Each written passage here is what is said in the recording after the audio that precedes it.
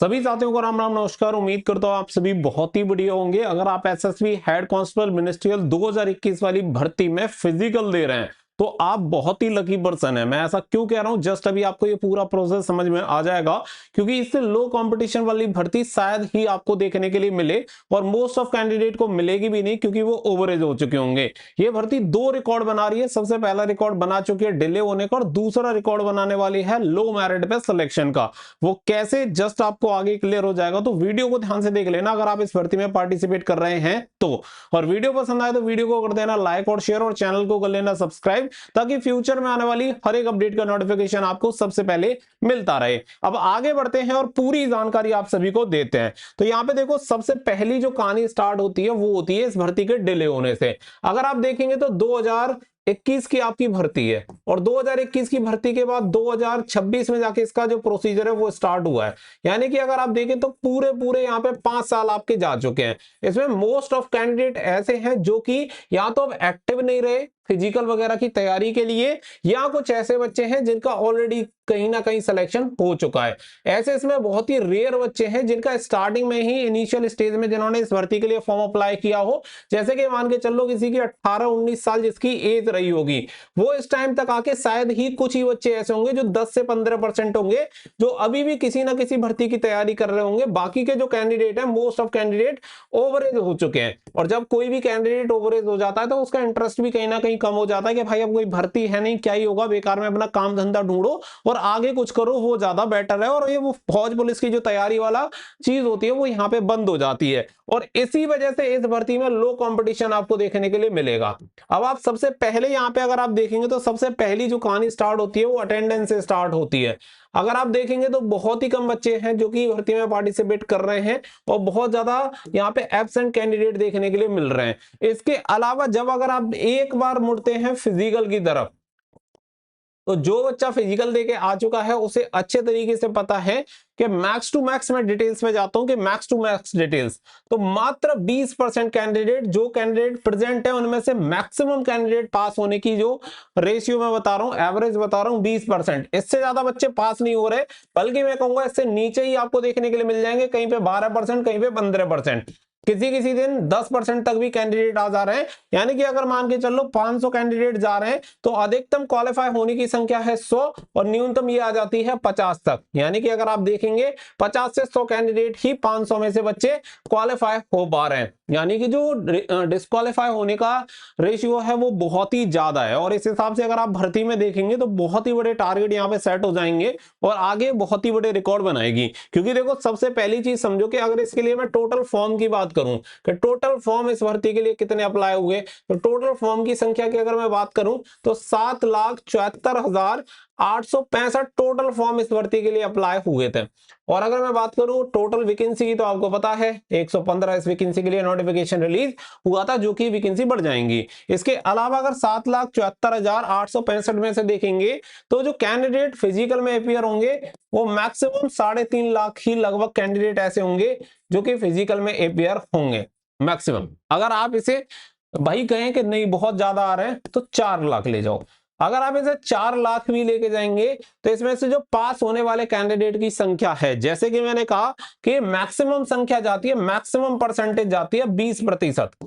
अगर आप 4 लाख का 20% निकालेंगे तो मात्र आपका 80,000 ये संख्या जाती है। यानी कि ऐसे कैंडिडेट जो फिजिकल को क्वालिफाई करके रिटन एग्जामिनेशन के लिए एलिजिबल होंगे, उनकी संख्या मात्र आपकी 80,000 के करीब रहेगी। और ये जो मैं संख्या आपको बता रहा हूं ये अधिकतम है, ठीक है, मैक्सिमम नहीं है। मतलब ऐसा नहीं है कि बहुत ही न्यूनतम, मैं आपको बता रहा हूं ये अधिकतम है। इससे ज्यादा कैंडिडेट एग्जामिनेशन में पार्टिसिपेट करेंगे नहीं।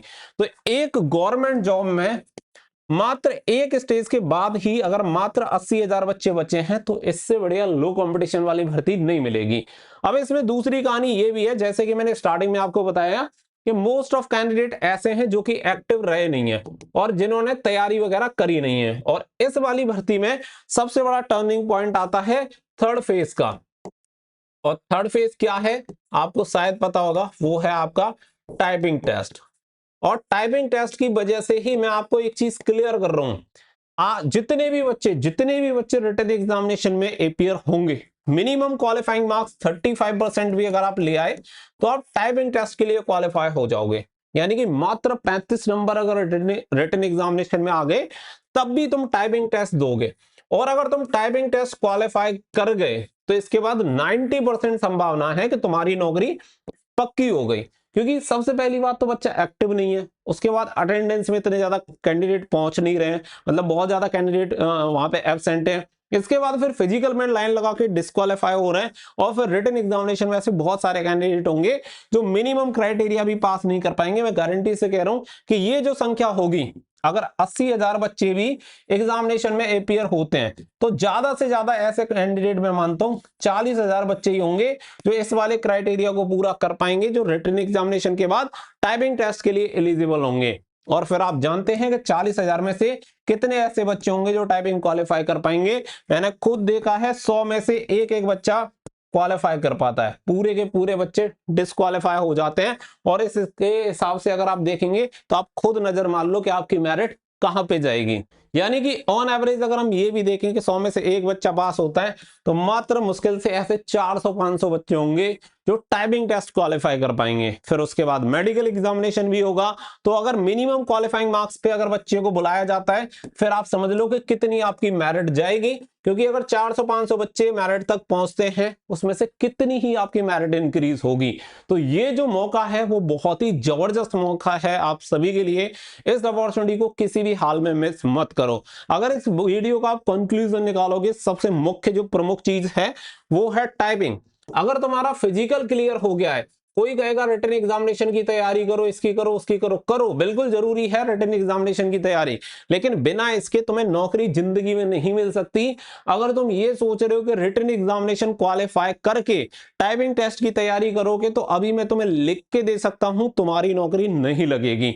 लेकिन अगर तुम पहले से ही रिटन एग्जामिनेशन के साथ साथ टाइपिंग टेस्ट की भी तैयारी करोगे तो बहुत ज्यादा चांसेस है कि तुम्हारी नौकरी लगेगी। और बाद में तुम मुझे खुद कमेंट करके बताओगे कि सर आपकी वजह से मेरी सरकारी नौकरी लगी। तो ये मौका आप किसी भी हाल में मिस मत करना, क्योंकि ऐसे मौके बहुत ही कम मिलते हैं और जो सीरियस एस्पिरेंट होता है ऐसे मौके में फायदा भी उठा लेता है। तो आप सभी को अगर आपका फिजिकल क्वालिफाई हो गया भैया तो मैं आपको एक ही चीज कहूंगा कि फिजिकल के तुरंत बाद रिटन एग्जामिनेशन, भाई मान के चलो अगर आप 6 घंटे रिटन एग्जामिनेशन की तैयारी कर रहे हो तो डेली 1 घंटा टाइपिंग के लिए, मात्र 1 घंटा, 1 घंटा आप टाइपिंग के लिए निकालो जो कि आपके लिए जरूरी है, और नौकरी आपको टाइपिंग टेस्ट ही दिलवाएगा। रिटन एग्जामिनेशन कितना भी आप 90 नंबर ले आना, और अगर आपकी टाइपिंग टेस्ट डिस्क्वालीफाई हो गए सब वेस्ट है, सब मिट्टी हो जाएगा, कोई फायदा नहीं है। उम्मीद कर रहा हूं कि इस वीडियो में जो भी चीजें हैं आप उन्हें समझदारी से समझेंगे और उन पे काम भी करेंगे ताकि आपका करियर बन पाए। तो ये पूरी जानकारी आप क्रॉस वेरीफाई कर सकते हैं। जो मैंने एप्लीकेशन फॉर्म की संख्या बताई है ये संख्या भी आरटीआई के द्वारा इंफॉर्मेशन प्रोवाइड कराई गई थी।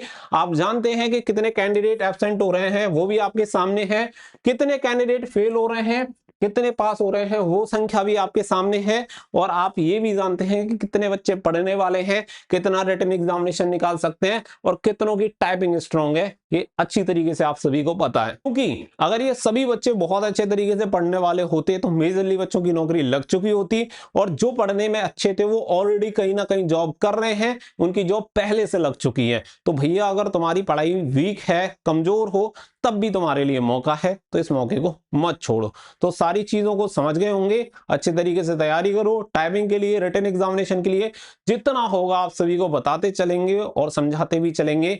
मिलेंगे नेक्स्ट वीडियो में, फिलहाल के लिए बस इतना ही। So thank you for watching. जय हिंद, जय भारत।